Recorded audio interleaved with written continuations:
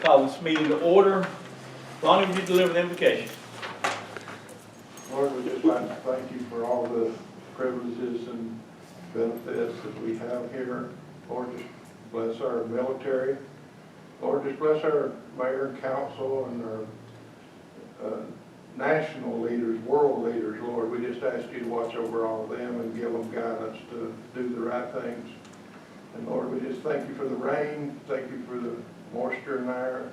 Lord, we have so many things to be blessed for. In your name we ask, amen. Amen. Tony, pledge. I pledge allegiance to the flag of the United States of America and to the republic for which it stands, one nation, under God, indivisible, with liberty and justice for all.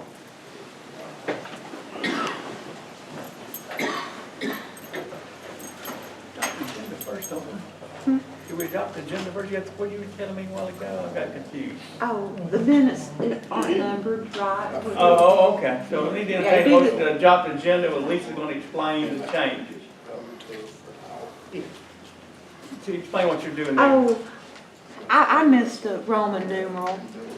Under adopt the agenda, Uh-huh. it should be Roman numeral 5 to read the minutes. So it's just a Okay. little With confusing. that change, she will change it officially for the record. With that, we'll entertain a motion to adopt the agenda with that change. Got a motion? Second. Motion second, discussion. Being none, all in favor, vote by show of hands. Thank you, council. Read the minutes of October 7, 2019, public hearing.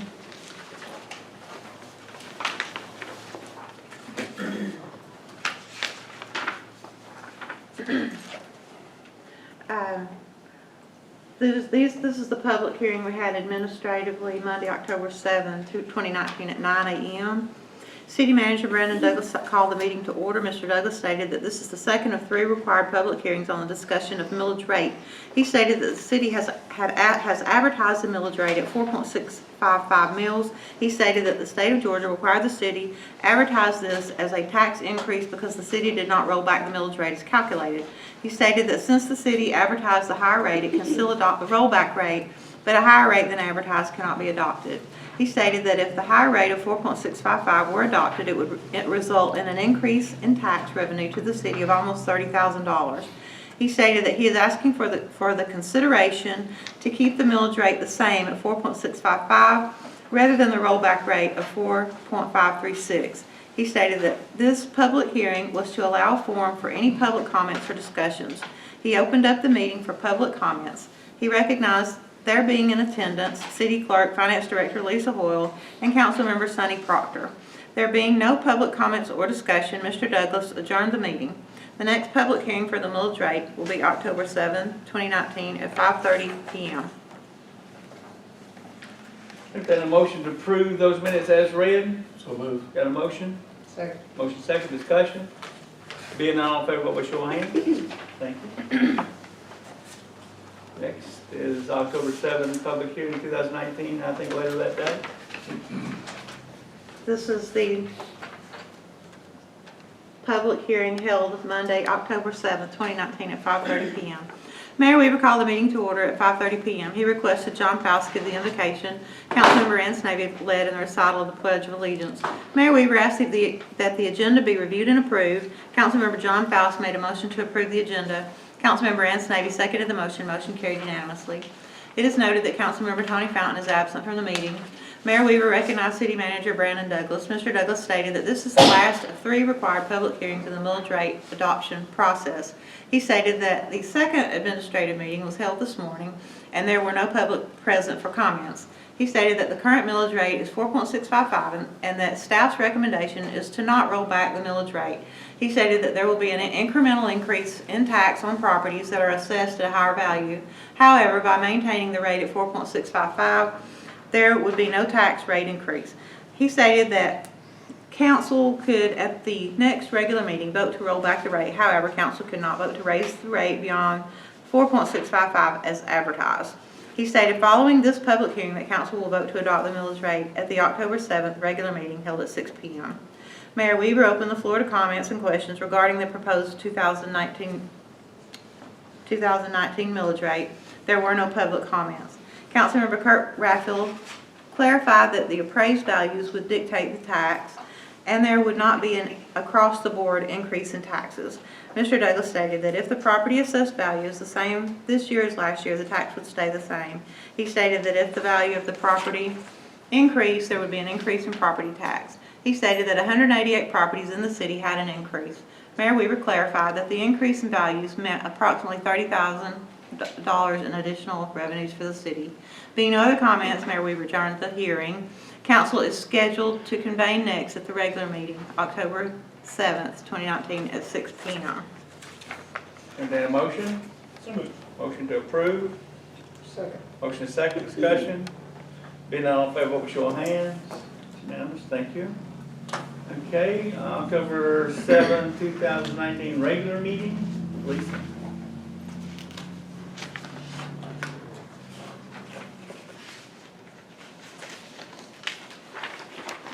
Mayor Weaver called the meeting to order promptly at 6 p.m. He requested the Lonnie Waters give the invocation. He called on Councilmember Sonny Proctor to lead the Pledge of Allegiance. Mayor Weaver asked that the agenda be reviewed and approved by council. Councilmember Kurt Raffel made a motion to approve the agenda as presented. Councilmember Ann Snavy seconded the motion. Motion carried unanimously. Mayor Weaver called on City Clerk Lisa Hoyle to read the minutes of the September 9, 2019 regular meeting. Councilmember Ann Snavy made a motion to accept the minutes as read. Councilmember Sonny Proctor seconded the motion. Motion carried unanimously, with Councilmembers Tony Fountain and Kurt Raffel abstaining as they were absent from the September 9th meeting. Ms. Hoyle read the minutes of the September 16, 2019 called meeting. Councilmember Ann Snavy made a motion to accept the minutes as read. Councilmember Sonny Proctor seconded the motion. Motion carried unanimously, with Councilmember Kurt Raffel abstaining as he was absent from the September 16th meeting. Ms. Hoyle read the minutes of the September 30, 2019 public hearing. Councilmember Kurt Raffel made a motion to accept the minutes as read. Councilmember Ann Snavy seconded the motion. Motion carried unanimously. Item A under old business, Mayor Weaver recognized Mr. Douglas to update the council on the subletting of city property. Mr. Douglas stated that he had not had a chance to create a user agreement and check on the liability issues involved with the leasing of city's facilities as requested by Mayor and Council at last month's meeting. Mayor Weaver entertained a motion to table this item again. Councilmember Tony Fountain made such motion. Councilmember Sonny Proctor seconded the motion. Motion carried unanimously. Item B under old business, Mayor Weaver called on Mr. Douglas to present the service delivery area map amendment for the changes approved in the July council meeting. Mr. Douglas stated that he was still waiting on the regional commission to amend the map. Once the map is received from the commission, there is a 30-day mandatory review by the DCA. Mayor Weaver entertained a motion to table this item until the map is available. Councilmember Sonny Proctor made such motion. Councilmember Kurt Raffel seconded the motion. Motion carried unanimously. Item C under old business, Mayor Weaver called on Mr. Douglas to present to council an update on the zoning issue at Mountain City Business Park. Mr. Douglas stated that as directed, staff moved forward on advertising for the Planning Commission to meet. He stated the meeting is scheduled for October 15, 2019. He stated staff would have this issue ready to present the special land use permit update to the city's ordinances to council at the next regular council meeting on November 4th, 2019. Mayor Weaver entertained a motion to table this item until after the Planning Commission has an opportunity to meet. Councilmember Kurt Raffel made such motion. Councilmember Sonny Proctor seconded the motion. Motion carried unanimously. Item D under old business, Mayor Weaver recognized Mr. Douglas to update council on the Elizabeth Street project. Mr. Douglas stated that the project was essentially completed except for some paving work and guardrails along the shoulder. He stated the road is open now. Mayor Weaver asked how much of the $20,000 council had approved had been spent. He stated that he had expended $9,900 in splost funds and the paving should be less than $5,000. Item E under old business, Mayor Weaver called on Mr. Douglas to discuss the city's adoption of the millage rate. Mr. Douglas stated that at 5:30 p.m. on this day, the city had held the third and final public hearing on the adoption of the millage rate as advertised, not rolled back for the inflationary increase in property values. Mr. Douglas stated that he wanted to point out that the city had a significant decrease in the title ad valorem tax this year, which staff estimates in excess of $240,000 decrease in tax revenues affecting the 2020 budget. He stated that he felt the city should maintain its current millage rate of 4.655 in order to help offset the decrease in the TABT. Mayor Weaver entertained a motion. Councilmember Kurt Raffel made a motion that council approve the millage rate at 4.655. Councilmember Ann Snavy seconded the motion. Motion carried unanimously. Item F under old business, Mayor Weaver called on Mr. Douglas for an update on the 2020 budget. He stated that there would be a budget committee meeting held on October 9th at 6 p.m. he had the city clerk distribute a calendar for the budget adoption process. He stated that due to the reduction in the TABT revenue, that there would be very little capital outlay budgeted for 2020. Item G under old business, Mayor Weaver recognized Water and Sewer Superintendent David Hall and Mr. Douglas for an update on the new leachate contract with Waste Management's Pine Bluff location.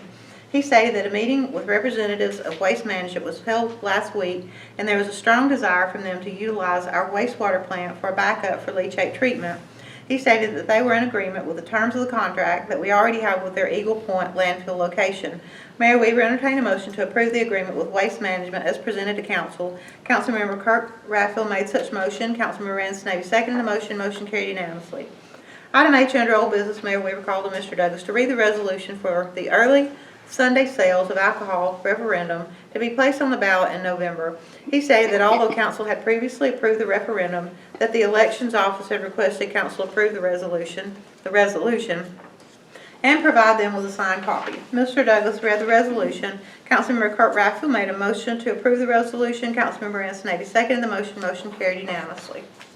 Item A under new business, Mayor Weaver recognized Dale Morrissey representing Reinhardt College. Ms. Morrissey stated that she was requesting Highway 53 be blocked from traffic for approximately 20 minutes for the March 14, 2020 Shamrock Stroll fundraiser from the Woodbridge parking lot to 61 Main Restaurant in order for the people in attendance to walk that portion. She is also requesting that East Spring Street between the restaurant and the city green space be closed for the evening from 2 p.m. until 7 p.m.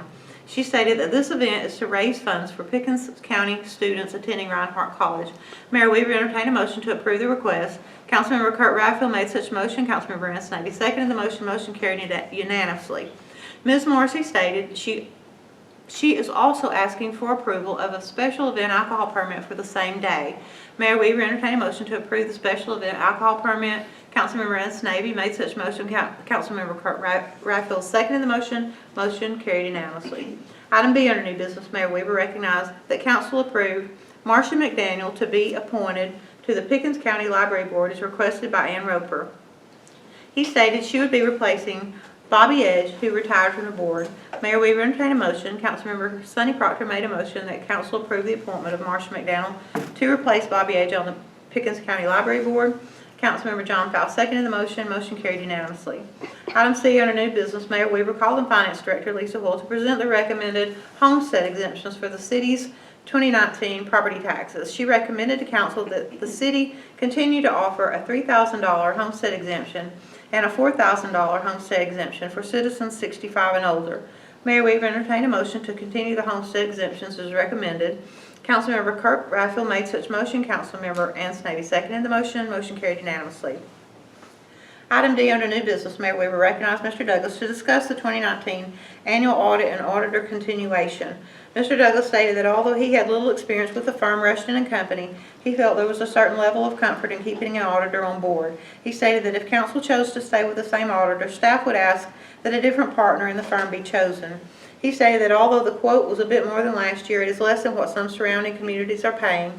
He stated the quote provided was for 3 years, 2019, 2020, and 2021, in the amount of $23,750 each year and $5,000 for a single audit if required, up from $17,290 plus $5,000 if single audit. Mayor Weaver entertained a motion. Councilmember Kurt Raffel made a motion to accept the Rushton & Company quote of $23,750 as recommended by Mr. Douglas for the 2019 audit only. Councilmember John Fowle seconded the motion. Motion carried unanimously. Item E under new business. Mayor Weaver called on Mr. Douglas to present a request from Ingles Markets to change their alcohol license registered agent to Heather Smith. He stated that all requirements, including a background check, had been met, and the license application is in proper order. Mayor Weaver entertained a motion to approve the registered agent as requested. Councilmember Anson Navy made such motion. Councilmember Kirk Raffel seconded the motion. Motion carried unanimously. Item F under new business, Mayor Weaver recognized Mr. Douglas to present to council a list of alcohol renewals for 2020. Businesses who have paid for alcohol license renewals and are requesting approval are as follows: 61 Main Incorporated, Beer Wine by the Drink, I Love New York's Pizza, Beer Wine Distilled Spirits by the Drink, Ingles, Beer Wine by the Package, Main Stock Market, Beer Wine by the Package, Murphy's Oil, Beer Wine by the Package, Peking Garden, Beer Wine by the Drink, Platinum Mountain View Sitco, beer wine by the package. Racetrack Petroleum licensed beer wine by the package. Racetrack Petroleum licensed beer wine by the package. Rocco's Pub beer wine distilled spirits by the drink, and Walmart beer wine by the package. Mayor Weaver entertained a motion to approve the licenses renewals as read. Councilmember Kurt Raffel made of such motion. Councilmember Rance Navy seconded the motion. Motion carried unanimously. Item G under new business, Mayor Weaver recognized Mr. Douglas and Lonnie Waters to present an expenditure for striping the recently paved streets. Mr. Douglas stated that staff was asking for approval after the fact. Mr. Douglas stated that staff had moved forward with the striping due to safety reasons. He stated that there were only 2 vendors to choose from, and they had chosen the vendor who could get to the job the quickest.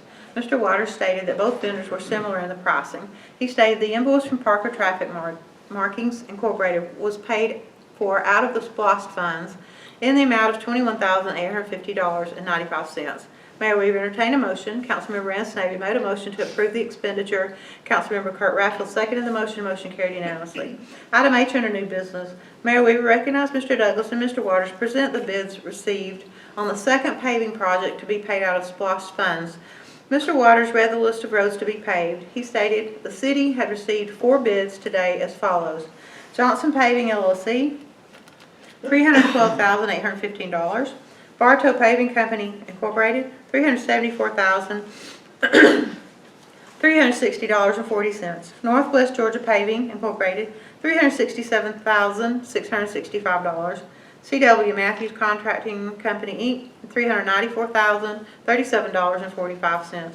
Mr. Douglas stated the apparent low bid was from Johnson Paving LLC at $312,815. Mayor Weaver entertained a motion. Councilmember Kurt Raffel made a motion to accept the low bid of Johnson Paving LLC and allow expenditures of up to $350,000 to cover deep patching change orders where necessary and striping. Councilmember Anstey seconded the motion. Motion carried unanimously. Item I under new business. Mayor Weaver recognized Mr. Douglas to discuss brewery ordinance modifications for winery operations. Mr. Douglas stated that he had been approached by an individual that was interested in opening a small winery retail operation in the city. He stated that in reviewing the brewery ordinance, it does not address the production of wine, and in the wine section of the ordinance, it does not address retail. He stated that he had spoken with the city attorney, and he recommended asking council to permit them to look at modifying the brewery ordinance to include wine production and retail. Mayor Weaver entertained a motion. Councilmember Kurt Raffel made a motion to allow for Mr. Douglas to pursue the changes to the ordinances to allow for wineries. Councilmember Anstey seconded the motion. Motion carried unanimously. Item J under new business. Mayor Weaver called on Mr. Douglas to present a water line agreement partnership with a property owner along Upper Bethany Road. He stated the property owner desires to extend in our service delivery area about 2,000 feet of water line at the intersection of Highway 108 and Upper Bethany. He stated that the agreement posed no threat to the city in terms of cost. He stated that in the agreement, the first 5 property owners that wanted to tie on to that line would pay a $5,000 fee to help recoup the property owner's expenses. Mayor Weaver stated that the city already had a policy in place, the old Atlanta gas light policy. Mayor Weaver stated that the city would run into issues in the future by not following the policy that it had in place. Mayor Weaver entertained a motion. Councilmember Kurt Raffel made a motion to approve the agreement as presented to council. Councilmember Anstey seconded the motion. Motion carried unanimously. Mayor Weaver stated that council needed to go into executive session in order to discuss land acquisition. Councilmember Kurt Raffel made a motion to go into executive session. Councilmember Anstey seconded the motion. Motion carried unanimously. Mayor Weaver closed the meeting. Councilmember Kurt Raffel made a motion to come out of executive session. Councilmember Sonny Proctor seconded the motion. Motion carried unanimously. Mayor Weaver opened the meeting. Mayor Weaver asked for committee updates. Councilmember Proctor gave an update on the Economic Developer Hiring Committee and the Perot Roper Pool Property Development Committee. Mr. Douglas asked council for a commitment for a 25% match on a grant pre-application for the Perot Roper Pool property. Council came out of committee session to vote on the match. Councilmember Sonny Proctor made a motion that council resolve to commit 25% matching expenditures on the proposed pre-application for the grant. Councilmember John Fowle seconded the motion. Motion carried unanimously. Councilmember Proctor gave an update on the Pension Plan Modification Committee. Finance Director Lisa Hoyle gave the financial report for the month of September 2019. Lonnie Waters gave a report on roads and streets. Chief Greg Lovell gave a report of police activities for the month of September 2019. Chief Steve Roper gave a report of fire activities for the month of September 2019. Being no other business to come before council, Councilmember John Faust adjourned. Oh, that's a mistake. Yeah, no, he did adjourn. He voted to, made a motion to adjourn. That's how it should read. Councilmember John Faust made a motion to adjourn the meeting. And council is scheduled to convene next at the regular meeting to be held November 4th. I think I asked for a motion and You John made did. the motion. Yeah. You would add that, please, it makes it I'll sound fix like that. I was at least into the meeting. With that, would entertain a motion to approve the minutes as read. Make a motion to approve minutes as read with that one exception. And a little Roman numeral at the top Yes. on the agenda. Need a second? Second. Got a motion, second, discussion? Being now in favor, with show of hands. It's unanimous, thank you. Thank you, Lisa. Under old business, A, subletting city property update. Mr. Pickett's not, yes, he's here, I see. Bill, Brandon? Yes, sir, Mr. Mayor, Council, I do not have an update, as I have not given Bill a user agreement draft to review. So that is something that's on my priority, but unfortunately, I do not have anything to present y'all this evening. Entertain a motion to continue, postpone, or whatever you would like to do. So moved. Got a motion to, Second. motion table, thank you, I couldn't think of the term. Motion table, second, discussion, being all in favor, with your hand, none, thank you. Item B, service delivery area, map amendment update. Mr. Mayor, Council, you'll see in the packet, we did in fact get a map amendment from the Regional Commission. You'll recall the July 1 approval whereupon we requested to do kind of a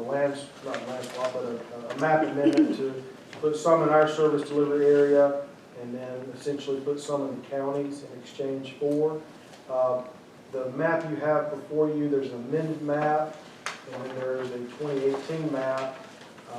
You'll notice that the southern portion of 515, the property in question, is in fact in 2018 shaded pink to reflect the Pickett County service area. That is now in the amended map reflected to incorporate the city of Jasper. And conversely, if you look at the 2018 map, there's a triangular piece in the west portion of 53.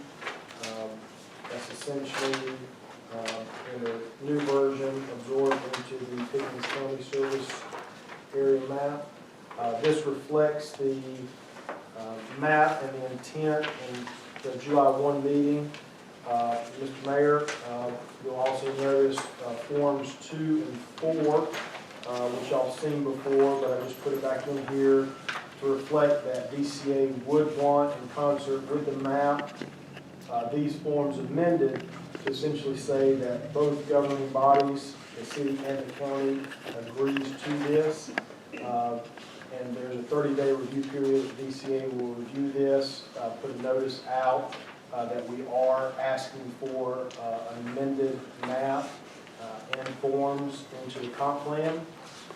And then at that moment, if there's no issues or comments, they'll codify it, and I'll give you all an update thereafter that it was final. Okay.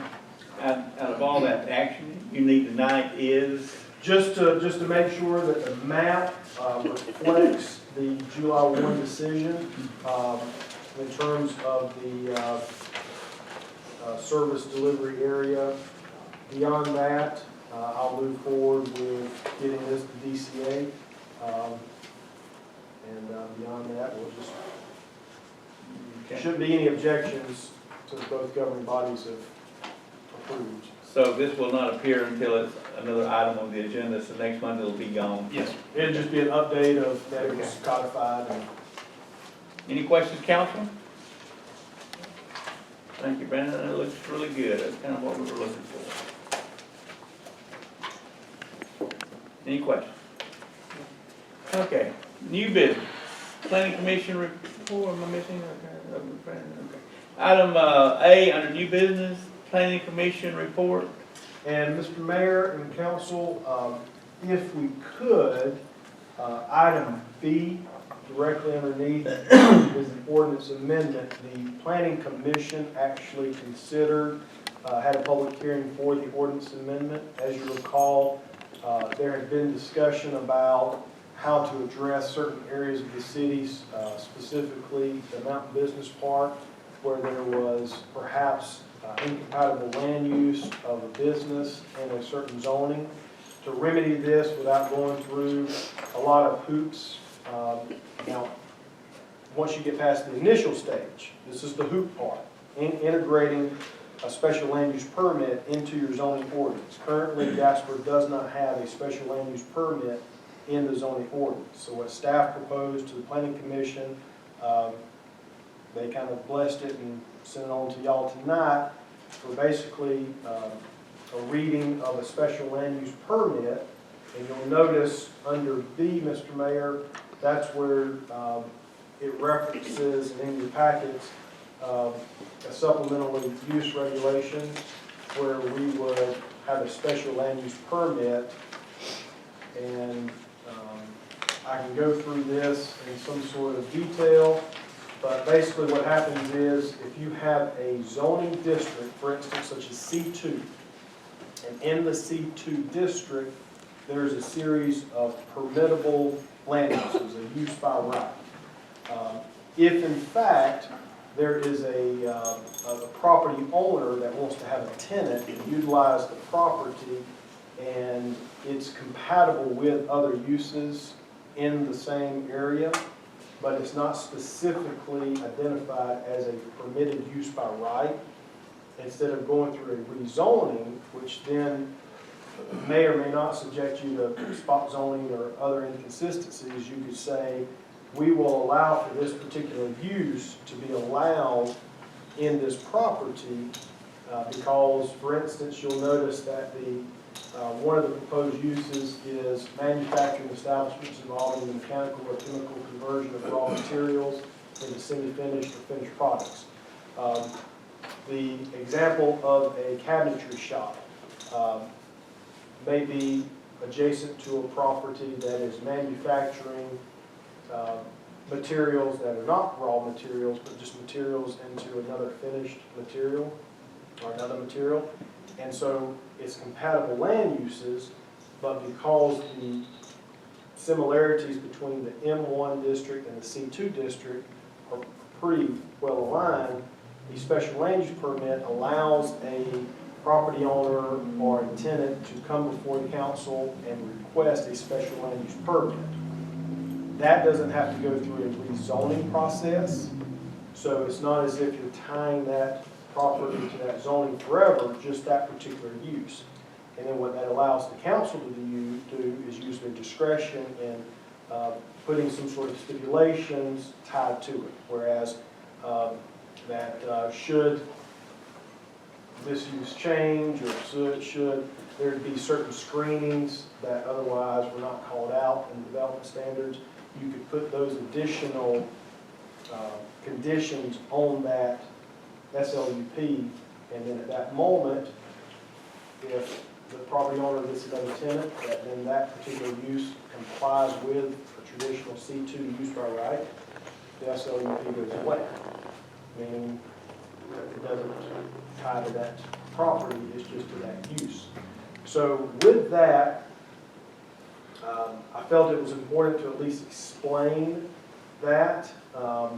This would be an ordinance because it would be included into the zoning ordinance, and it would be a tool for staff to use. That if someone comes in and I don't want to rezone the property, but I'm looking through your table of uses, and I've got a tenant that doesn't really fit this particular use. So I put more what I thought was a couple of C2 and then a few M1s in evaluating the C2 uses and the M1 uses. Just so if something is zoned M1 and someone wanted to come in and do a taxidermy and they're currently M1, they would have to come and get a special land use permit, but it's not an incompatible land use per se. Does that make any sense? Yes. Okay. And so I'm not sure, I think, Bill, this would be a good time where we would just, Mr. Mayor, I don't know if that would suffice as a reading of the ordinance, if council so desires to move forward with this. Let me ask you, is this just for this business park that we, Mountain Yes. City, this for citywide? This would be included in the entire zoning ordinance. And so if you look at the table B, special land use, there are 6 lines which enumerate the 6 uses associated with the zoning district. So for instance, machine shop, fabrication, welding, sales. C2, if someone wanted to do a welding in C2, they could come before and get a special land use permit. You don't have to grant it per se if there's inconsistent or incompatible land uses, but it gives you that option. Okay, now that's my concern for you in the future. I'm gonna be out of the hunt, but I would be leery of that, because that's where you end up in a court of law trying to explain to one person you treat him this way versus the other. Zoning is awfully good, cut and dry. And if you start putting that gray area in there, you get the council having to make these decisions. And all I want to do is go on the record and say, be careful with that. Yes, sir. And Mr. Mayor, in response to you and Mr. Dilbeck, who had driven us to want to figure out a creative solution, we do not have to integrate this into our zoning ordinance. This was a suggestion that if we did not want to rezone the entire Mountain Business Park, this was an opportunity that if you included this in your zoning ordinance, then they could come and request a special land use permit without changing zoning. Because Mr. Dilbeck said specifically, he did not want to go and subject the entire business park to be rezoned in M1 because it's, so this is all I'm wanting to do. That's where I wanted you to look at. We built the industrial park, quote unquote business park, for light industry and heavy industry. We could get it, and that would mean manufacturing. Our first love was the manufacturing side of it. But being at the times it was, that's where you started having just business offices and that sort of mingling in, and that was not very, it didn't affect the industrial part. And all you have, your biggest issue would be the traffic. But that's why I felt the park was favorable for both. And if you're trying to get a loan, and that's what Mr. Dilbeck is trying to do, you need to be very specific. And you could solve this problem by creating you a new zoning area for this business park where you could build a tire shop, which you can't now because it's commercial. But it tells you can't build a garment industry where you manufacture and put 50 employees. So you could color this a different color and call it a hybrid of both business and industrial, because I've always, in the past, try and prevent commercial from going in there, but we wanted more of an industrial lead. And then we realized that the original owners wanted business park for commercial. They didn't understand what industrial meant to them, but it was a very general term at the time. If you look at that closer down the road, I think that will solve your problem once and for all. And you tell other people that this is zoned this way, and we don't have to go before the council and put them in a precarious position of trying to make decisions whether they like this or not. If it got smoke, if it don't have smoke, it has noise. You can handle the staff much easier. And I can tell you, Mr. Mayor and Council, I'm not convicted enough to just stand on this as a city manager. I was doing this at the request of Mr. Dilbeck. I had spoke with him about we would need. It may solve his problem. It's going to create problems for us down the road. Well, and what you can do is you can request to have staff go into creating the zoning district of light industrial, which I have suggested to Mr. Dilbeck, who stated that he was wanting something a little quicker. And as silly as it may sound, this was a quick fix that was something that was commonly used in zoning ordinances. Okay. But I'm open to any sort of suggestions or direction. Did we not ask our planning and zoning to weigh in on whether they recommended this to us? They had no comments. They essentially listened to me and they said, move forward. So is staff recommending that we incorporate this? I do not think that an SLUP is a bad tool to have in your zoning ordinance. Now, that being said, in terms of the specificity to the business park, that is why I did not want to gear it towards that one particular one. And it's just these limited uses at this And time, from correct? time to time, you do amend it to incorporate others. I can tell you that my last jurisdiction, because there was provision in the zoning ordinance that churches had to have 5 acres or more to locate into your community, churches was also included in an SLUP because there are some strip centers where churches would go in. And so what would happen is churches would have to petition the council for an SLUP, and then council would say, there's a convenience store next door that sells alcohol, are you aware? And it kind of just doesn't change the property zoning, it just allows for that specific use in that specific area. I did not do that here, but over time, as your community changes or develops or matures, you look at it as a breathing document to say, okay, well, how did we need to modify this moving forward? So I don't disagree with you that zoning is something that can be contentious, and so at times it's easier to just have zoning districts, and if you want a particular zoning, then this is, you fit in that category. But as a community grows and develops and matures, you can put tools in place like an SLUP. It doesn't give you the ability that by right you have to grant that, because that person does have a by right use category in a zoning classification that they could petition the council for if they got turned down. They could still petition for a rezoning. And then that's sometimes where there's a lot of precedent in the legal circles for zoning. SLUP is just a unique tool. What's the acronym, SLUP? SLUP, Special Land Use Permit. Okay, Can I think it's Florida permit. Can I ask a question? Yes. I'm kind of in the mayor's position here, I'm going to be gone here, but as a council, I think this council should really put a lot of consideration into what you're fixing to do here, because you make one if you can't do for one, if you do for one, you need to do for all, and you might be setting yourself up for some hard choices here, and if you don't do for one, if you don't do for all, then I don't know where that's going to leave the council. Bill, what's your recommendation on this, as far as council kind of? Just about all cities or larger cities that I know have a special land use permit.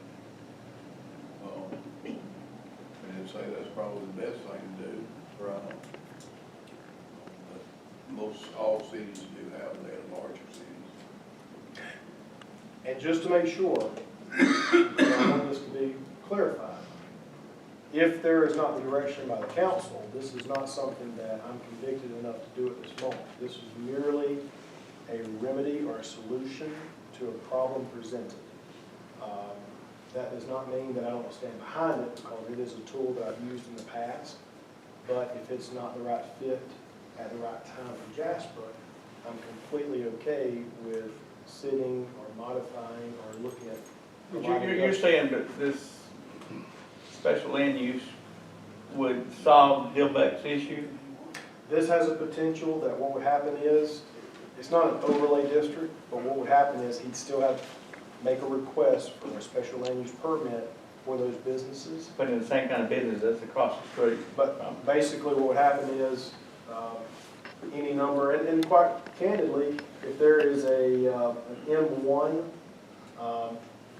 zoning piece of property M1 that wants to have some sort of retail component to it, they could come and petition for a special land use permit to offer a retail offerings. We've had some places before that you may just be a M1 and it's been 50 years that you've had any sort of industrial element. And over time, nothing was ever changed to the zoning, and you still don't really want to. You could offer special land use for some sort of retail component. So I look at it as it's at least a solution to a problem that was presented. I don't disagree that I don't like the special land use, but you've got I think you need to clarify this industrial part to what it is. It's a hybrid of both businesses, and it's been accepted for 20 years. Just to keep that in the back of your mind and move forward with a special land use. I think that might solve your problem now, but you need to address what's going to happen to you in the future when two people get treated opposite, and you end up in a court of law trying to defend yourself because this person presented different. We don't get into any personalities or anything. Go ahead and call for your motion. No, this would be needed for a first reading. And then the idea would be that there still need to be a second reading before there's an adoption. So I'd like to make a motion that we adopt the SLUT as we discussed prior council meetings with citizens as well as our planning and zoning commission, and consider this as a first reading. Got a motion for this to be the first reading of the SLUT. Second. Got a motion and a second. Discussion? Would it assist staff if this was used in collaboration with a new hybrid zoning district? I think it won't hurt anything. It's kind of like Present both? the intersection. They got an intersection and a church halfway where you need it. So I think we're halfway home. I think you're on the right track. That's the question. What do you think, Brandon? my idea is, I've made it no secret that I think our entire zoning ordinance need to be looked at from residential to, it doesn't mean that it has to be modified completely, but you can incorporate other elements. Right now, we don't have a diverse enough commercial mixture to where you could say you could differentiate between an M1, you could break that into an LI or an HI, light industrial and a heavy industrial. And so that way you can break up some of those uses. So, but that does, I can throw something together, but what you have to do, as the mayor alluded to, you do have to look at the ramifications throughout your entire community. So you want to look at the zoning throughout and to say, okay, if I were to take an M1 and you grandfather all those in the M1, or you then do some sort of map adjustment and put this one in LI and this one in HI, and then hold the requisite public hearings. And so it's a little more intensive thing than just, but yes, I think it does need to be modified and looked at. In over 20 plus years, all those properties have been bought and sold as commercial properties. No questions by the bank until it became a question. So now it needs to be rectified. For the bank purposes, we're happy with the way it is. So, got a motion second, any further discussion? Being all in favor, over show of hands. Thank you, council. Thank you, Brandon. Does that move us down to item C? Yes, sir. Okay. Item C, Piedmont PUD re-platting 4 foot versus 5 foot.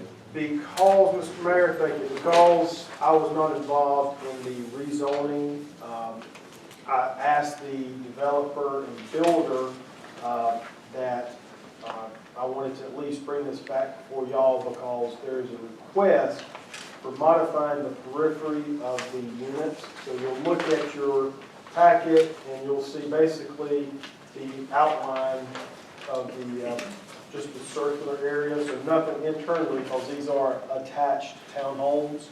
So back of the curb from the roadway, there's currently a 5 foot setback, and they're requesting a 4 foot setback, so a 1 foot difference. And rather than going and re-platting this without staff's knowledge, they did approach staff and say, hey, is there an issue with it? They've confirmed with the utilities that all the utilities are in an easement fronting or to the rear, They confirmed it even as of Friday with Amicable Electric that there's no conflict with the power line. So, in terms of the replatting, under normal conditions, they would just replat this and move on. But I wanted to make you all aware of it because it was something that had been brought before you in the past. Staff has no problem with this because it's a superficial setback when there's no utilities impact. It's a self-contained 72-unit attached townhome community. The reason for the difference is because when the developer went to record this plat, there was no consideration given to some firewalls in between the actual 72 units, the construction.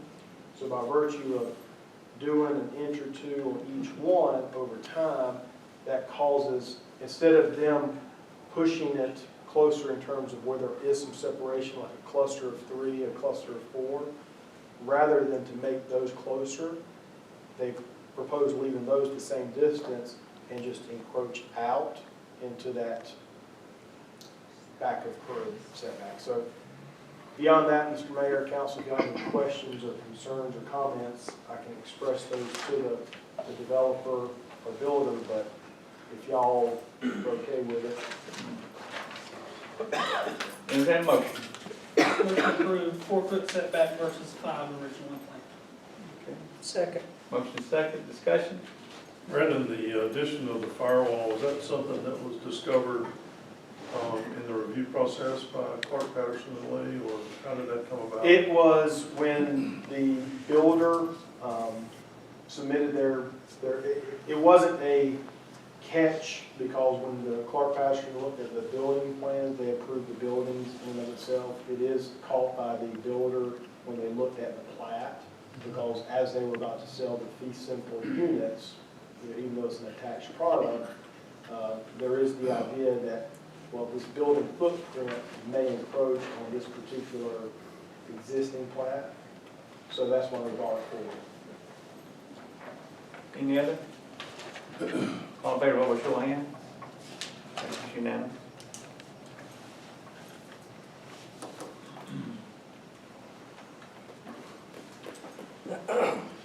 Item D, special events. Brandon? Mr. Mayor, Council, I wanted to bring to y'all's attention just a couple of things. Last week, there had been a discussion about an event, Halloween, occurring on the 31st of October.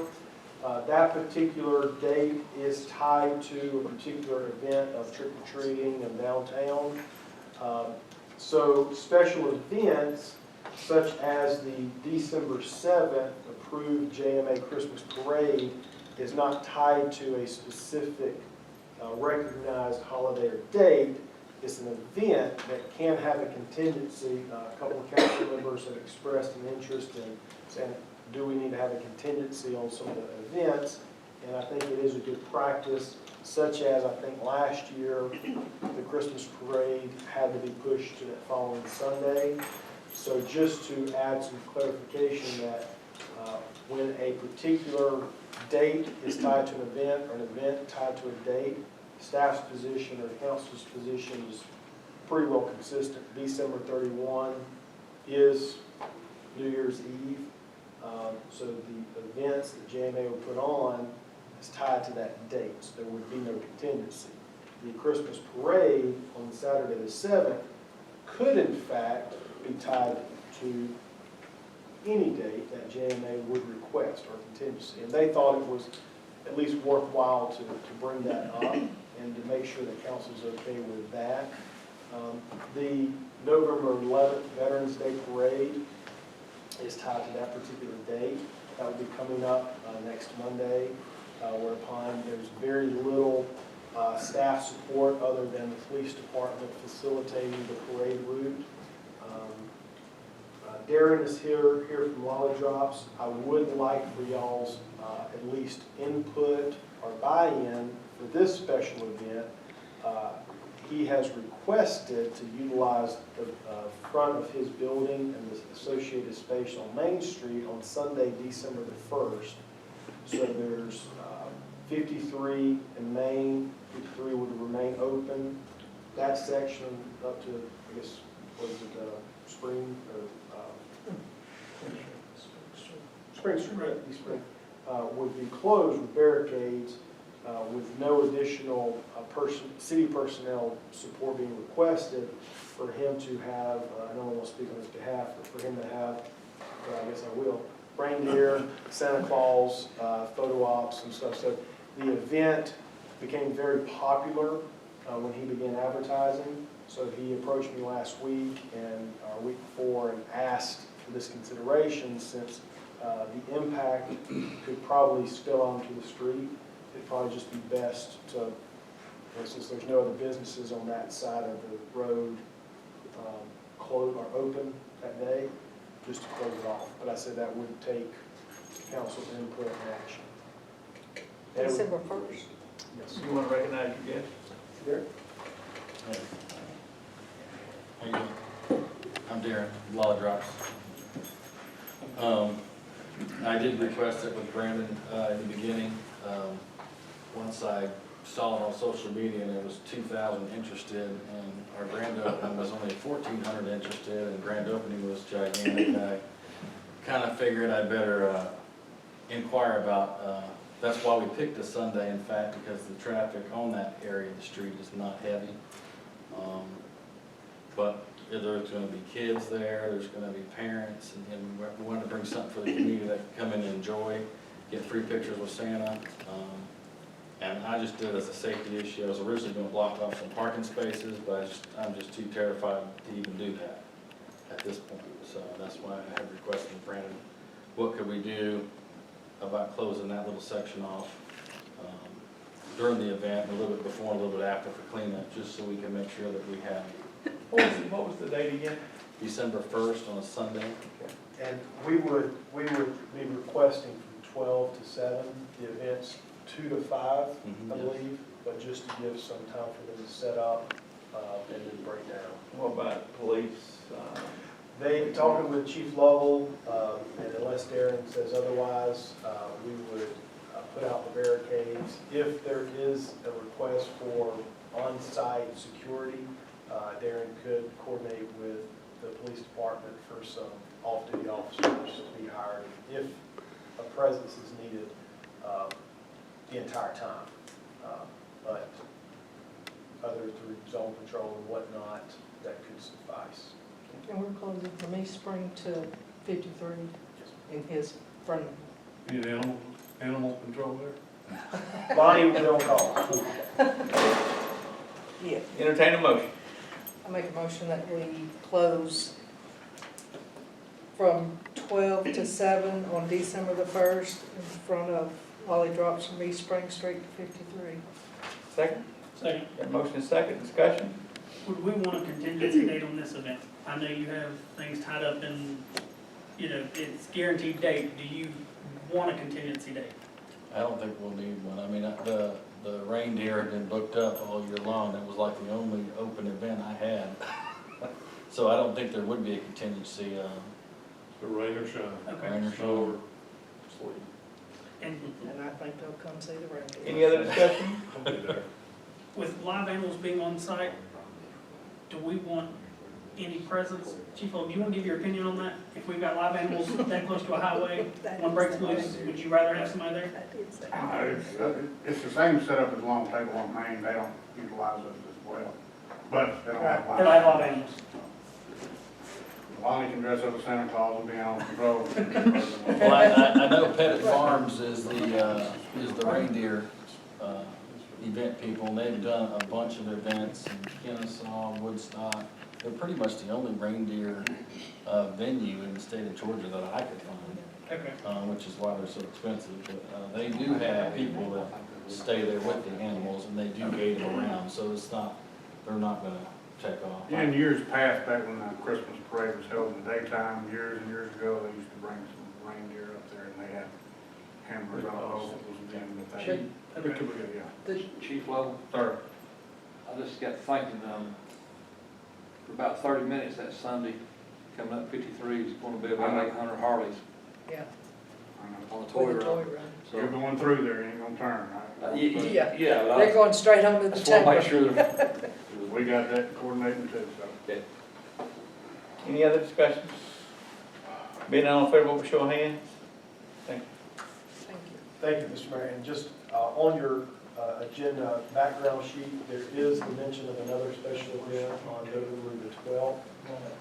No actions requested as the first annual public safety dinner. It's just in there for your review and interest.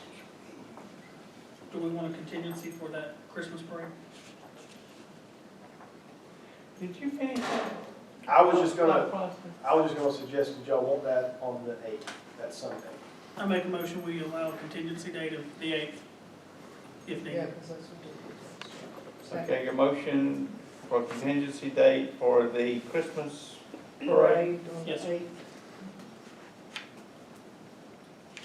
Second, Second. motion second, discussion. Being all in favor, vote by show of hands.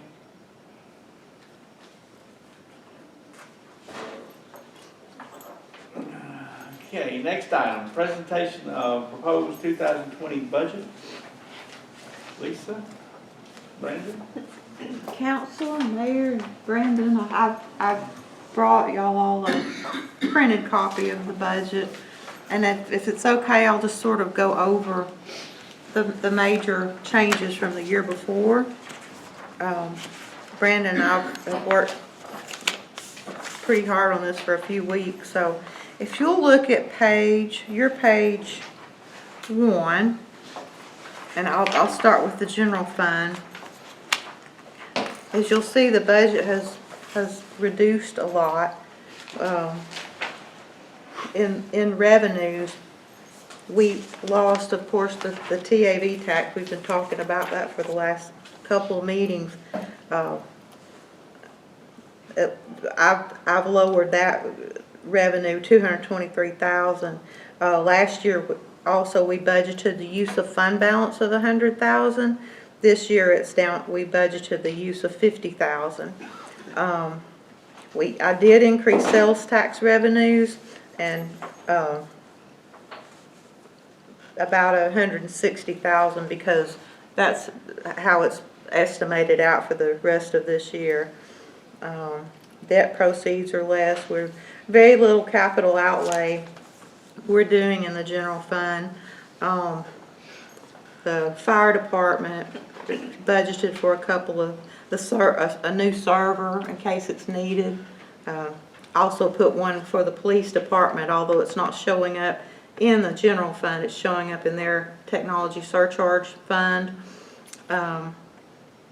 We budgeted in the building department, or the building department, another truck for next year. I think they were in pretty bad need of one. And we also budgeted in the street department for a track hoe. And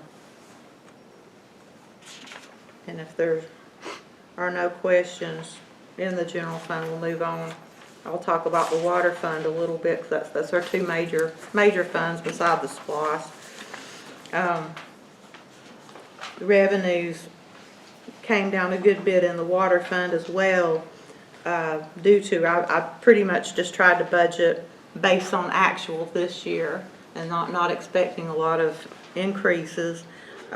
Last year we did have federal grants, some grant budgets of $225,000 versus zero this year that I budgeted. I lowered meter installations and sewer towns about $180,000. Cost of construction aid, I lowered it about $140,000 based on this year's predictions. Capital outlay in the water fund, we did have a few more items. I budgeted a server for the water in general, so that's kind of half and half. But we also budgeted for some lift station, Town Creek lift station, check valves, Hood Road lift station. That's $20,000 and $10,000 respectively. Several lift station motors and starters that David had told me they probably would need. None of that is financed. We do have in the budget a sewer lift station and pipe for the 515 Copeland development. $100,000 budgeted for that, but I have it financed over 20 years in the budget. Meter reading department is not a whole lot of change there. We budgeted to get them some new handhelds.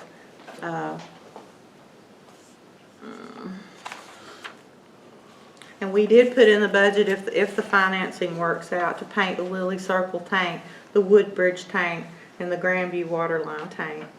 And also that 515 Copeland water line, there's $400,000 in the budget, and that's all dependent on financing.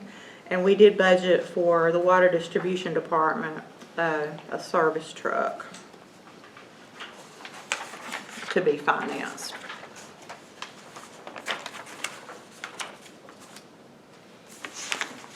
Brandon? Pretty much covered. Didn't see anything. The only other thing too is you'll notice some of the measures we did put in place to help eliminate the 300 and some odd thousand fiscal year 19 to 20 budget reduction was one of the things is to identify a person from the street department to go into the parks budget. They'll still report to the department, but their daily assignments to downtown and the parks, since we don't have any sort of general fund capital outlay projects identified, at least designate a person, not full-time, but at least a few hours in the morning, or ask me to specifically address any park issues. I know there's been some questions about the gates at Dorsch Wigington, and that person could go and open and close and just kind of keep a tab on things daily. Since you're on that, what about the, I remember they call it Peace Park or Enos Park or the water, former known as the water park? What's the plans on that? At this moment, I've just not really, other than that initial push of just kind of cleaning up and putting back some of the brush to, when I say brush, Rick? cleaning it up a little bit to give it a little better curb appeal. We have not identified anything in terms of capital outlay to do anything. But that's just, There has been, Mayor, there has been some outreach to the public, one-on-one for input, ideas, just putting it out there. It's an eyesore for our community, and there are a lot of folks that want to see something done with it. Well, it's been ignored for over 2 years. There's a shortage of ideas of exactly what the public wants to see. Okay, I'm just kind of curious because it's just sitting there. Yes.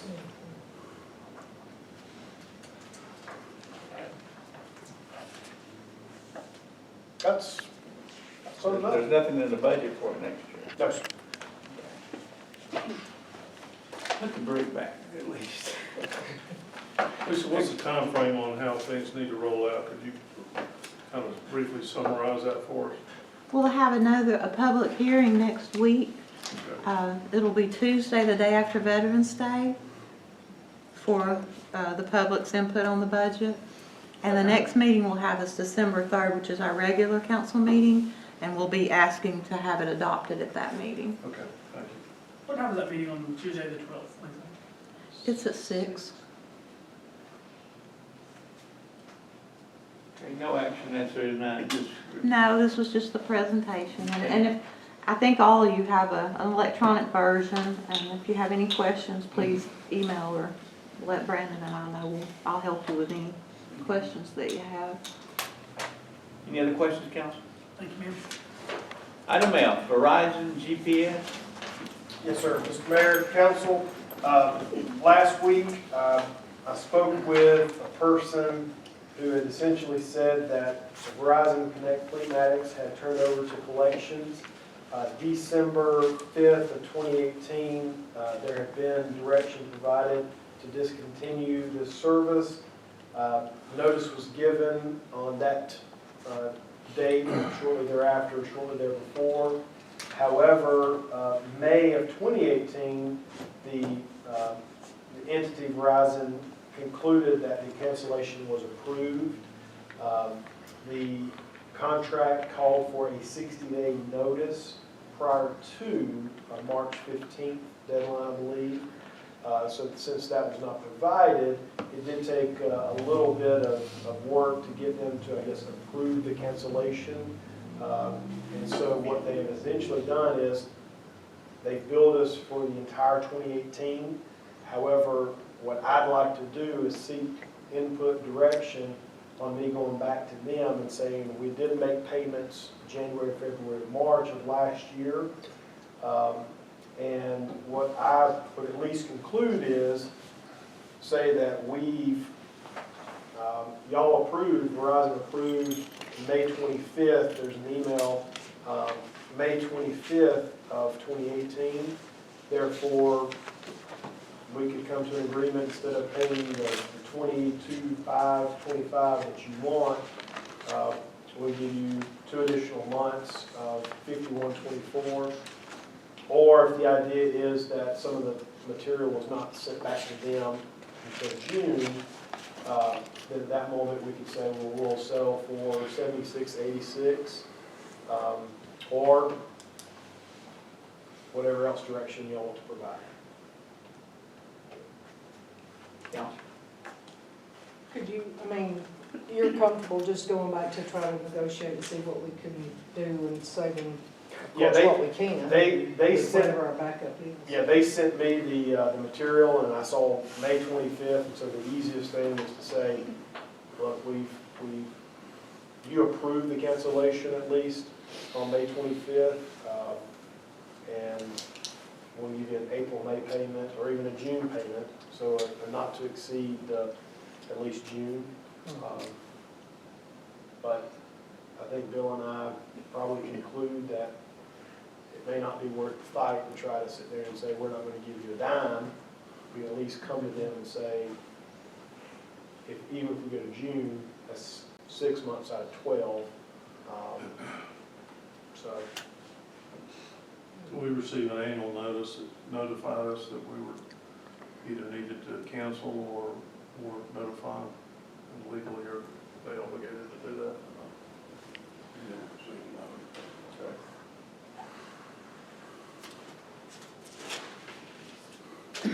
Well, I say we put you in the driver's seat and go back and negotiate and see what we can do.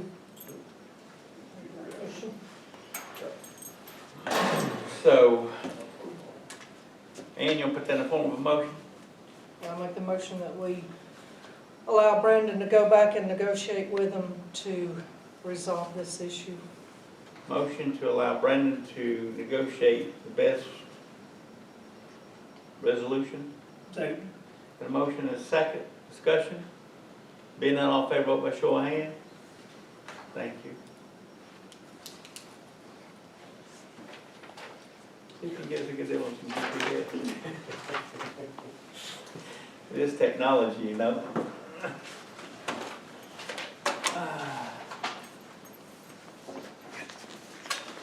Okay, item G, Grandview water line material quotes. Mayor, council, you may recall that there had been, I think, $75,000 budgeted use of cash and operational for fiscal year 19.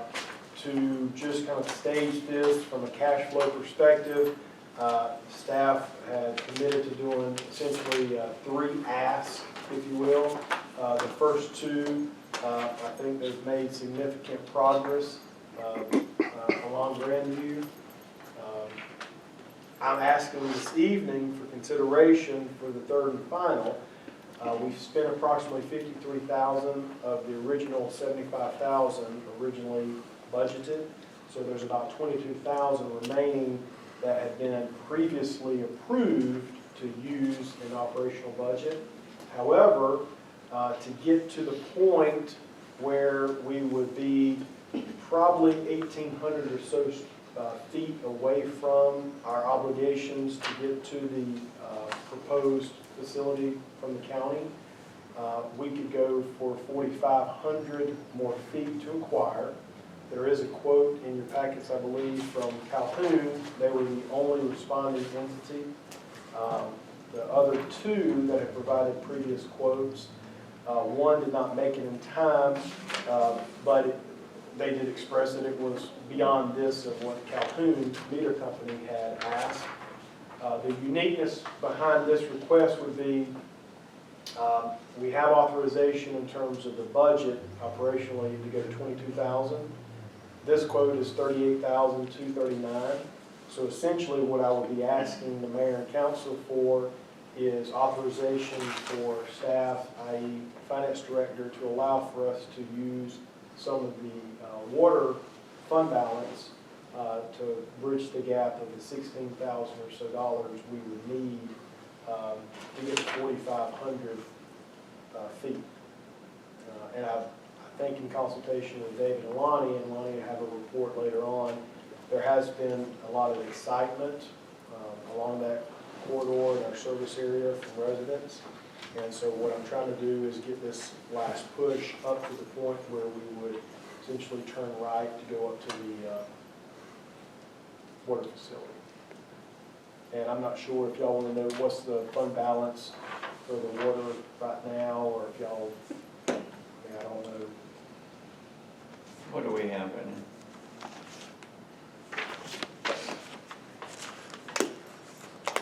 We did have 4 or 5 months. I think it's shrunk a little, but.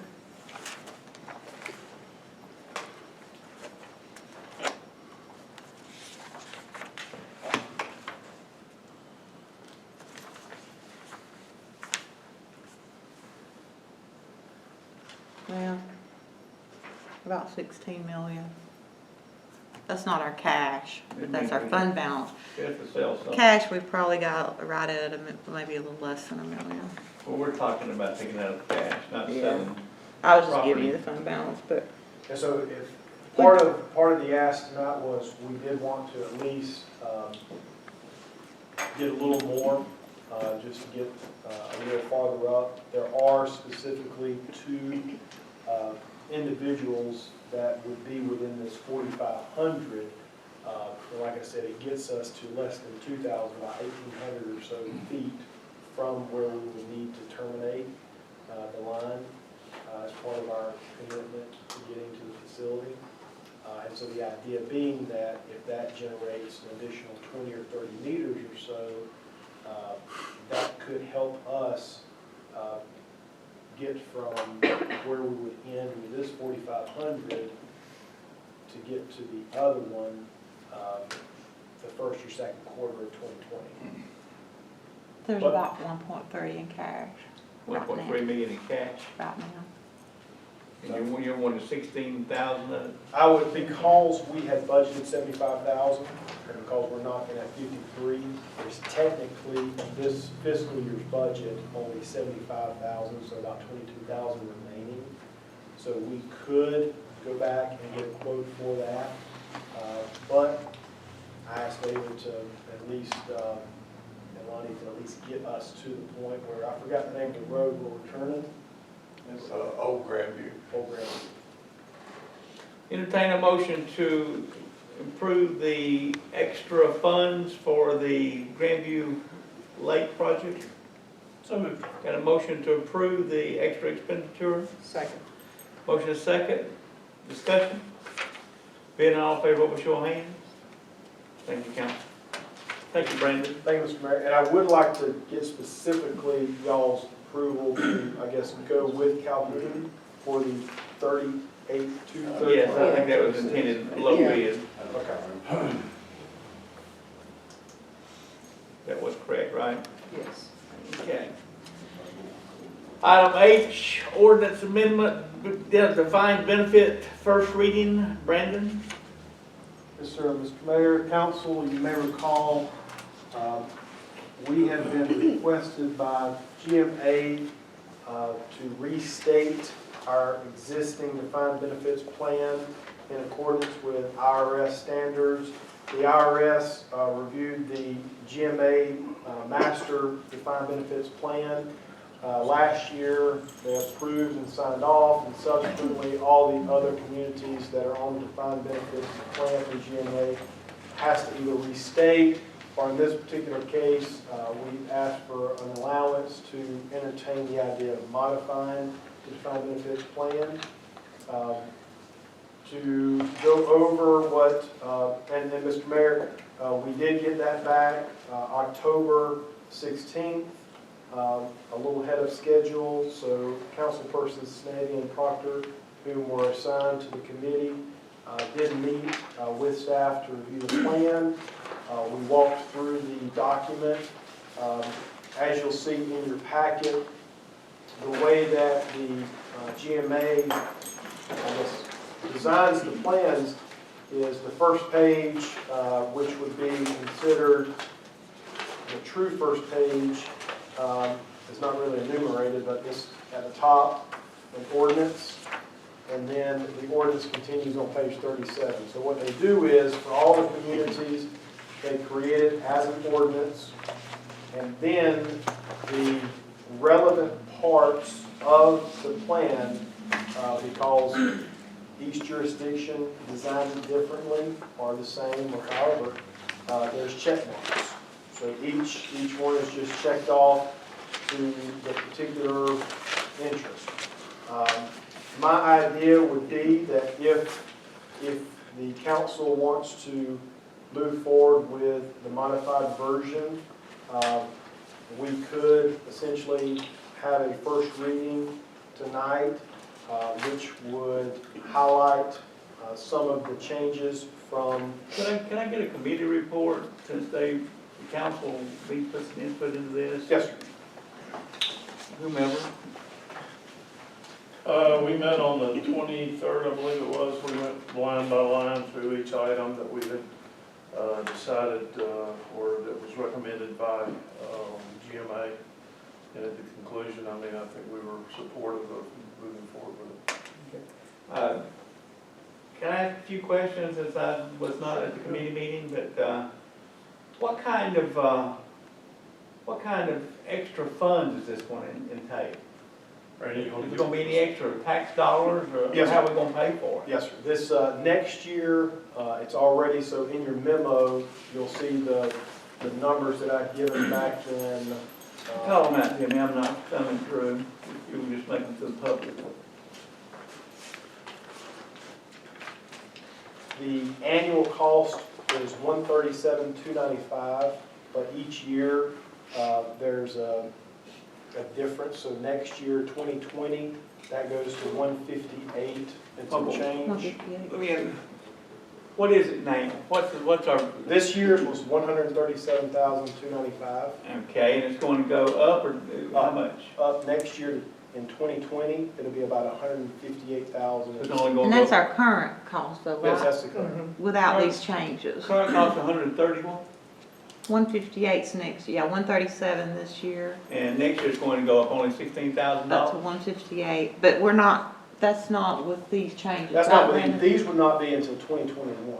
Okay, So well, what when it you're goes looking at, up to those changes, what's the going to be, difference- what's going to be the cost? Preliminarily would be about $123,845. So if you wanted to say $125,000 In addition to, Addition. in addition. so it's doubling basically. Well, a Just little, less, yes. little short of double. Yes. Okay. What's going to be the greatest, okay, the funding of it now is like at 98%. Mhm. And it's going to drop down to, what's that number going to be? The actuaries looked at 79.22. Just 79, I thought it was down 73, I guess, better. But anyway, so basically, we're going to do a tax increase on the citizens of Jasper, Georgia for the difference of this. Is that true? We gotta come up with a fund somewhere. We're not gonna take it out of the employees' package, correct? Or out of the checks? I'm trying to be transparent with this, because I've been hearing everything in the world on this. I just need the voting public and citizens and everyone else that's Well, I going to think, bombard us, and I want the council to know what they're voting for when they vote for it. Well, philosophically, I've taken the management position that we spend $1 million a year in health insurance for our employees, and we spend about $150,000 or so for retirement.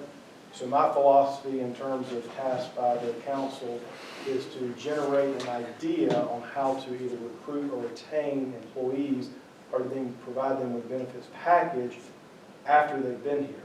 So the idea being that the $1 million we spend in health insurance is pretty He's well, a pretty good recruiter. it is a good one, but if you do add into an extra incentive for pension benefits, you're still paying less than you are for health and benefits. Well, I was always under the premise that we had a pretty good retirement plan.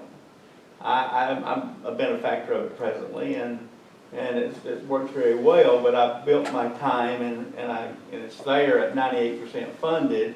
And my concern is, knowing that General Motors and Delta and all these people with great retirement plans ran into financial issues, and cities can as well, what jeopardy would this put us into in the future, as well as, I know we can always put it on the back of the taxpayer. My idea would be that there are some properties that the city has holdings in terms of your assets, fixed assets that are currently not being utilized in vacant land. You'd essentially be taking a 98% funding level from the the pension plan, the retirement plan. You'd be tacking on $1 million liability. is Could what you you're get the looking at. council, is this in the form of your motion to commit the council to that? Oh, that would be a management directive either by council or my own initiative. Because That what you we wanna do- we originally got those properties in the discussion when I dealt with the people who gave the property to the city. That was the plan, it just never got followed through with by council. And what you would want to do is you want to buy down that liability. You're gonna have to, because it's gonna eat you alive. So what you do is you take that, whatever you sell the property or properties for in the future, because it's an investment. And so what you do is you're investing in your people in the retirement, and you take the investment from the property and you pay down on that liability. So your funding level, or if everyone were to retire, you're funded at 98%. Well, the idea is no one's going to just close up shop, because then you wouldn't have anybody to serve it. So what you want to do as a practice is keep it above 50%, because there are jurisdictions that have dipped below 50%, and it is a terrible nightmare to play catch-up. It is. So the idea being, if you're close to 80%, I'm comfortable with the fact that you've shared with me some of those properties and the idea, and so the philosophy would be that you market those. Any monies that you were to get from the sale, you make a lump sum payment to GMA, you reduce that overhead, that $1 million liability, your funding level goes from 79.22 to probably high 80s. If you don't do that, those properties, our future defined benefits are gonna suffer greatly. Yeah, and so that's why I've taken the position Because that, what you're gonna have is more people retiring, because the idea for this people to retire early, and you're gonna have more people drawing the benefits, and the benefits are gonna shrink even more so. Because now, getting 65 and the ripe old age to finally start drawing, you're going to double probably the clients or employees pulling from the fund. And you're going to have more than these numbers hit you in the future, especially if we had a downturn in the economy and say the stock market dropped. You find that this runs a lot on the stock market. So, well, the idea too, Mayor, is what we can get into in the actual existing plan, even the old plan, the GMA model. You can still retire at 55 now. It's early retirement. And you have the normal retirement age of 65. So the rule of 80, which is the alternative normal retirement age, is your age and years of service with a minimum age of 55. So in terms of your existing personnel now, if you did nothing but restate your existing plan, you could have folks leave at 55 at a reduced benefits. Now, you say that wouldn't happen. Well, that would happen if someone took a approach that they would go work somewhere else and double dip anyway. So then you're faced with the fact that you're still trying to recruit other employees to fill those vacancies, and then they look at other jurisdictions, and this does become a concern, and they say, well, Woodstock has a rule of 75. I can go there at the age of 40 and work a few years, get vested, and retire when I reach 75. So my idea is to try to say, currently, you can do this at 55. You're taking a reduced benefit, but you can at least add this as another recruitment tool as health insurance and. But people who leave are giving up their salary, they're probably a higher end salary. Correct. But you're going, a lot of them skilled, you have to replace them with probably new people that you probably have to pay even higher rate of pay. But I just wanted it to be known that, and for the claim of transparency is that everyone take a look at what's going on, and the fact that we've had a very safe and secure retirement for years, and to tinker with it as a now a retired city employee kind of concerned me. And as well as I looked at this in the past, I had people, same as you've had, talking to you about 80 and out. And I never wanted to tempt fate for what we already had, especially without having to raise tax on the citizens of Jasper to cover it, because they're the ultimate cover for all of our benefits, whether it's insurance, whatever. And any other year, we're worried about trying to pay our health benefits, and here we're worried about Well, and if retirement. your annual premiums can be stabilized or even go down, because if you do have workers that want to take advantage of it, Get older. and then you hire other, I would not ever say that, if you That's hire not other bad. employees It's not like what you was that indicating. may not have some other pre-existing, and quite candidly, in September of '07, we instituted this in Ackworth, and here it is, November of 2019, and there's probably been 6 or 7 employees that I'm aware of that took advantage of it. So it's not a mass exodus of institutional Well, you wouldn't knowledge. think it would be, because people still gotta make, Yes, sir. the retirement's not gonna cover all your daily costs that you have as an average employee. But what that's allowed is the dialogue to exist when you are recruiting people, that right now we have a couple of vacancies that throughout, you have a high construction industry right now. It's hard to recruit someone to come in for inspection services. Or if you have a mechanic, there are plenty of mechanic shops around here that are having trouble recruiting. What differentiates the city of Jasper to say, okay, well, here's something that maybe this other can't supply you with. We can't give you $25 an hour, but we might can offer you $15 an hour with a pretty healthy benefits package. So, That's how we've got who we've had so and far. so what you do is you're just trying to continue that position to say this is a management tool to recruit and retain. And the idea is, if in fact that employees exercise their right to retire either at 55 when they need it, or 60 or 65, that's out of my control, because that's a financial decision of the employee. Let me ask you a question in the weeds. If say an employee were to reach 80 at 52, would he be able to, or she would be able to leave and not draw until they were 55? We did not add a provision in here of retire into. Ackworth did. I think that that's just a decision that I wasn't prepared to entertain. I could at least say to the citizens of Jasper that currently we have a retirement plan where someone can leave at 55. So for consistency, what I would be saying is we're now making that the alternative normal age of 55. But if you reach your 80 number, You could modify the plan to reflect that. I'm not proposing that. Yeah. I'm proposing that you have to be a minimum age of 55.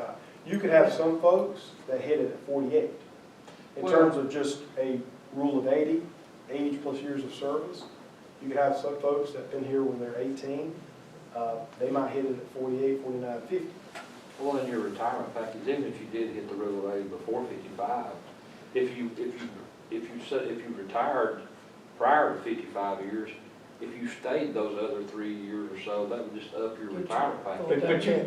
but when this person does get 55, they'd still be able to draw a retirement, correct? I am proposing in this You modified version. want to punish them if they leave before 55. No, well, the idea is if they leave at 55, or excuse me, if they leave prior to hitting the rule of 80, the provision would then kick to the normal retirement age of 65.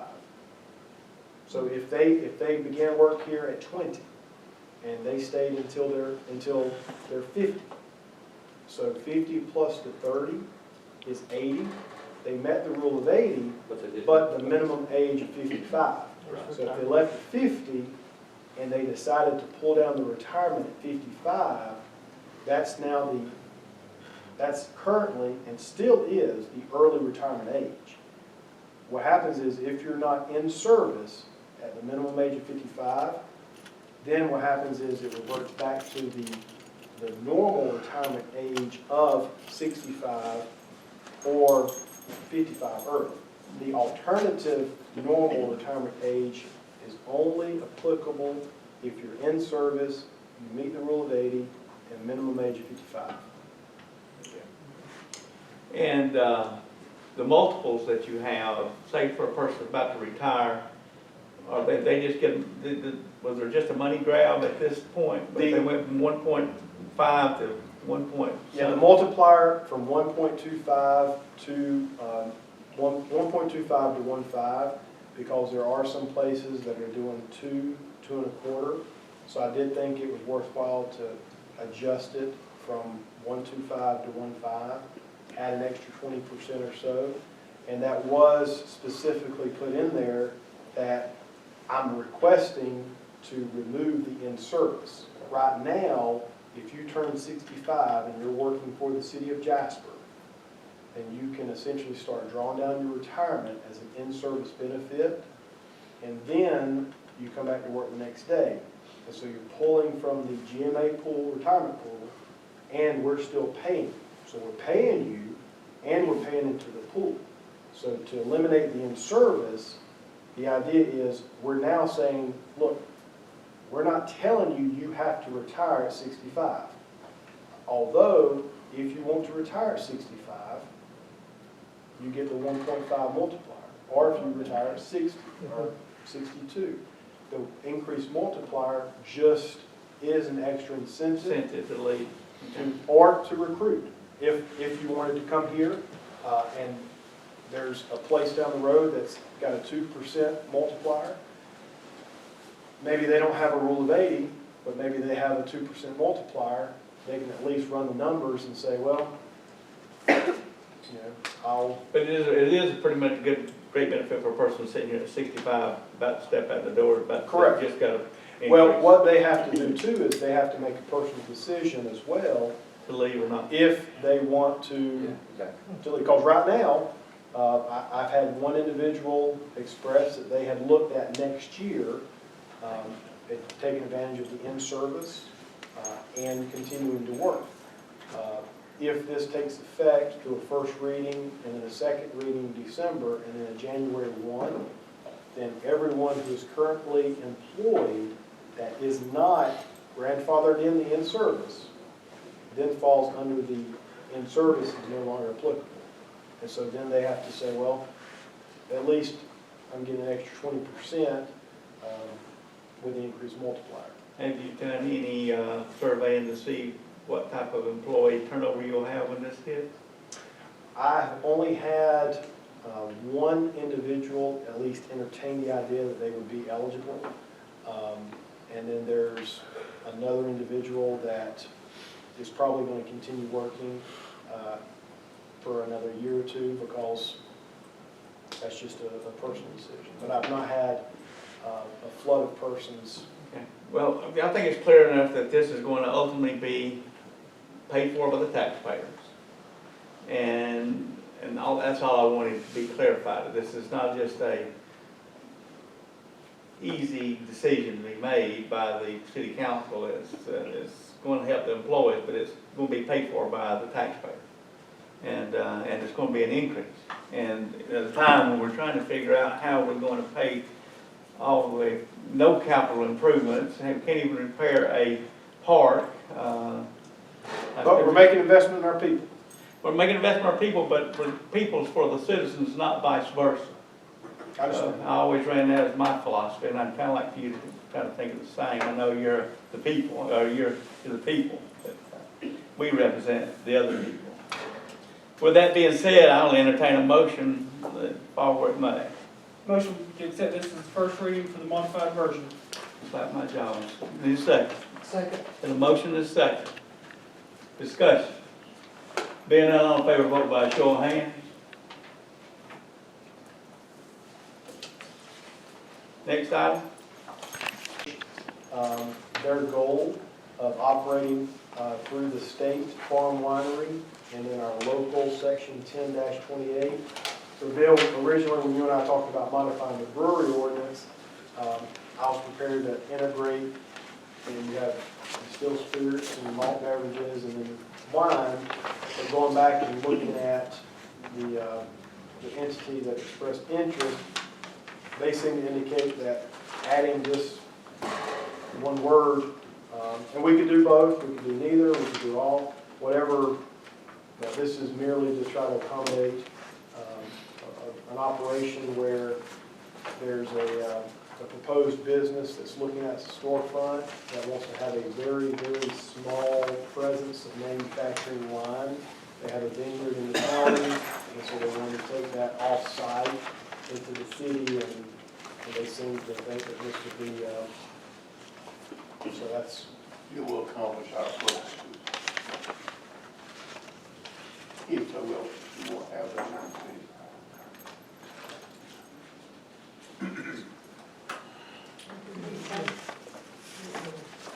What did Bill say? oh, it would accomplish the purpose of what they would desire. Oh, okay. What we would desire. Yeah. Okay, I just couldn't hear you. You want to read the ordinance? It's not very long, is it? No, sir. And matter of fact, I'll specifically point out the only word that we would be looking to modify. Section 10-28, exceptions regarding farm winery license. This is under kind of the licenses alcohol. Farm wineries shall be subject to all the qualifications and regulations of this chapter except as otherwise specifically provided in this section. Any farm winery applying to licensure hereunder must submit proof of state license in compliance with state production requirements as set forth in OCGA 3-6-21-1, which is, once again, they're falling under the purview of the state production. A farm winery license issued pursuant to this article shall authorize the winery to manufacture, is what we're asking to include, and that's it. Sell or distributes wine and the wine of any other state winery licensed by the state within the jurisdictional limits of the city at retail and a tasting room or other facility on the premise of the winery or on property located contiguous to the winery and owned by the winery or by an affiliate of the winery for consumption on the premise and enclosed packages for consumption off the premises. Farm winery license pursuant to this article is authorized to sell its wine and the wine of any other state farm winery licensee on Sundays from 12:30 p.m. until 12 o'clock midnight in a tasting room or other licensed farm winery facility. Nothing in this section shall be construed as so as to authorize the farm winery to sell wine on any premise other than as set forth herein, except when authorized by the mayor for special events. Farm winery shall be subject to the excise tax levied on wine sales provided in this chapter, and annual license fees is established by the city council. Bill, we can recognize this as a motion for the first reading. That's the first reading. Motion for this to be our first reading of the ordinance amendment farm winery.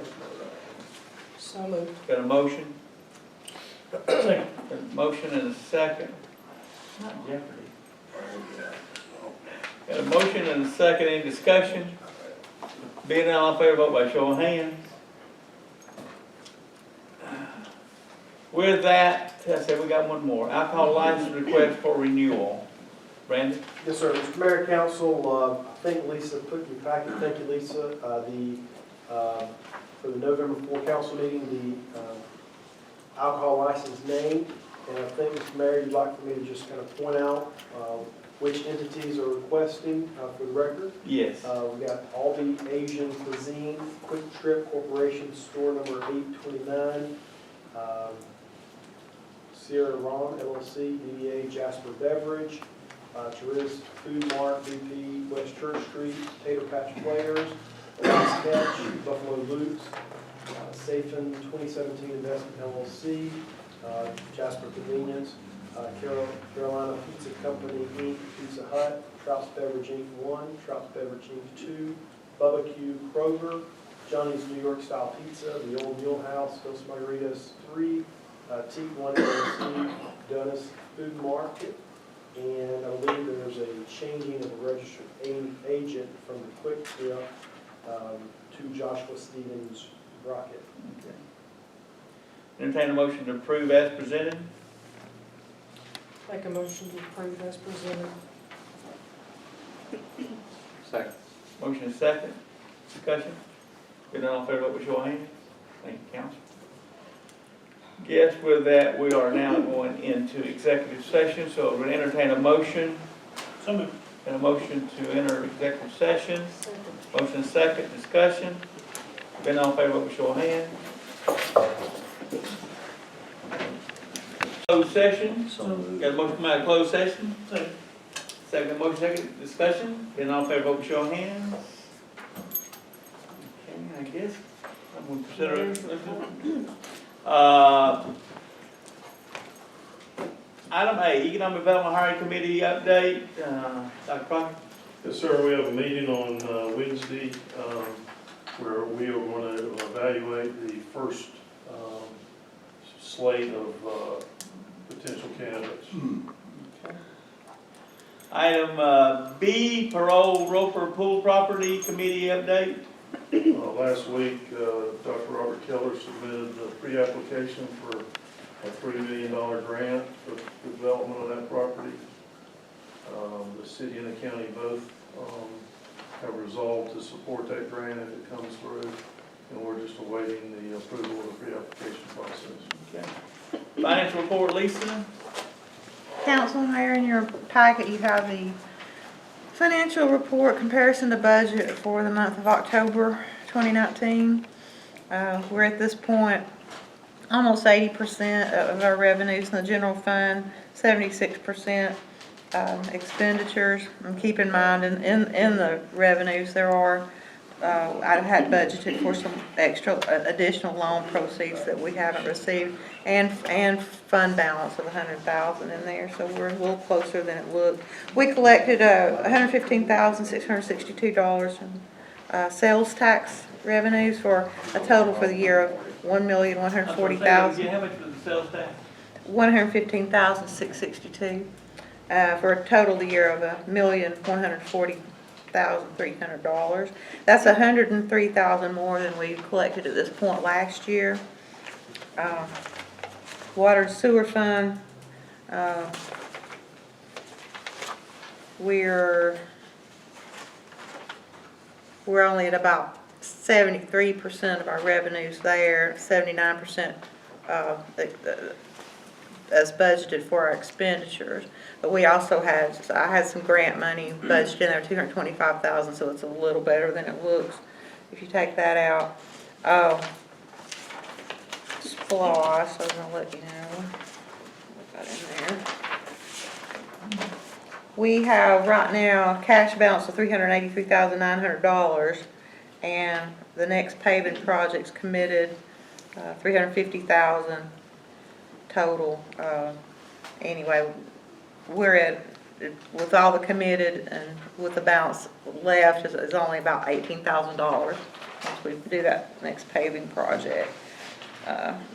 We collected $89,600 last, and it's not showing up in here. It got deposited in November. That would have been for September. Anyway, that's all I have, unless y'all have any questions. Questions, council? Thank you. Lonnie, you sit right there and do your report if you want. Okay, Johnson Paving has completed all the roads and resurfaced it except for Cornett Lane that goes down to Priest Recycling. They're gonna try to get to that Wednesday and finish up. The striping crew is on standby. They're gonna try to move in toward the end of the week and stripe all the roads. Looks like we're gonna be under the $350,000 that was set back for us. So we'll be in under budget on that. Are all the roads paved? Yes. Well, there will be. The county will do Antioch Road as quick as the temperature works for the paving crew. And then there's 1,000 foot of Green Valley Farm that the county will pave for us, but that won't be till the spring. Okay, But those, and once they get those, then that's all the streets. good deal. All right. on Elizabeth Street, I think, Brandon, I did want to point out, as the minutes reflect, and as I opened my mouth last month, I'm unqualified to say this, but I said it wasn't going to cost $5,000 or more to pave. So it is not paved at the moment because it was $5,500. So I asked Lonnie to source out secondary opinion. Lonnie's got some information on there. okay, the Moss paving was at 5,500. And so while Johnson's was in the area, we asked them to go over and give us a quote. Their quote came back $7,500, $25.50 for the same amount of work. So, because Johnson's, they don't do as many small projects like that, so, you know, they still have to move all their equipment. So that's the difference, and that's why it was put on delay, because just making sure, you know, of the prices and everything. And Mr. Mayor and Council will still be about $4,500 less than the $20,000 authorized use of spliced money. However, just to demonstrate, you know, good stewards of the money, that's why we pump the brakes for a moment. But I think next week, or as temperatures rise, Moss will mobilize and get that covered. Okay, and the other thing You is, change your approval for that? Yes, we'll still be less than the $20,000. Okay. But because I opened my mouth, it said it'd be, Okay, that's why I stuck with it. yeah. the last thing is, the Grandview water line. We've had several people contact us, down in the building department, been working on that, as far as trying to figure out, how many meters we could actually sell. We've got about 10 people on this side of the dam, on the Jasper side of it, that have indicated they want meters up front. I do know there's others that are talking about it. I was given this list tonight, and there's a list of 20 signatures here of people on the far side, the Burnt Mountain side of the dam, that is also wanting, and I know that's not all, because I've talked to several more that's not on this list. So our instructions are to go ahead and contact these people and see how many meters we can sell, and maybe do it like we did the Hickory Cove project, which the mayor and I worked on up there. People bought their meters up front, paid for them, but we guarantee the water, and we, you know, make good on our guarantee. So if we could sell enough meters, And I think these folks is ready, I think they'll commit to that. These folks are ready for so, water. but now this, we gotta meet with the county and everybody and see how we can get across the dam. So there's a little hurdles there that we got to go across, but people up there is really wanting the water. I think that's, one other thing, I had met with the DOT today, at the county roads meeting, and, it's been talked about 2 or 3 times about the tractor and trailers coming through Jasper, Main Street. The DOT, Grant Waldrop was there, he's the new director at the Cartersville office, and he indicated if the city and county both would write a letter requesting a truck route for the north end of town. We've already got one down at 108 that's been there for several years, from what I understood today. But if we would write a letter on our letterhead to Grant Waldrop himself, that they would make a truck route on 515 up to Philadelphia Road, turn right, come back toward town on Old Talking Rock or Old 5, and that would put trucks into the industrial park there on Pioneer Industrial. And they would do the, put up the signage, get it on GPS and everything as a truck route. Then the only big trucks coming through town would be people that were making deliveries in town. So that's something that is possible if, you know, county, city and county And the county said today that they'd be willing to write a letter anytime if the city chose to do that. So that's it. But it's hard for them to turn with those new out. Yes, that is a problem. That is a problem. Yeah. Okay, thanks, Lonnie. Greg? Evening, Mayor and Council. Jasper Police Department for the month of October responded to 763 calls from the 911 center, responded to 71 motor vehicle accidents, issued a total of 50 citations for the following: 13 for speeding, 1 texting while driving, 2 reckless driving, 1 uninsured motorist, 32 miscellaneous violations, 1 suspended or revoked. Georgia State Patrol issued a total of 60 for a grand total of city court of 110 citations. 6 warrants were taken by our CID, 2 for public indecency misdemeanor, 1 stalking misdemeanor, 1 felony theft by taking, 1 felony theft by deception, 1 forgery and 3rd degree felony, miscellaneous calls answered, 51 alarm calls, 11 disorderly, 4 harassment, 3 trespassing and loitering, 58 suspicious activity, 19 domestic disputes investigated, 0 burglaries. Questions? Steve?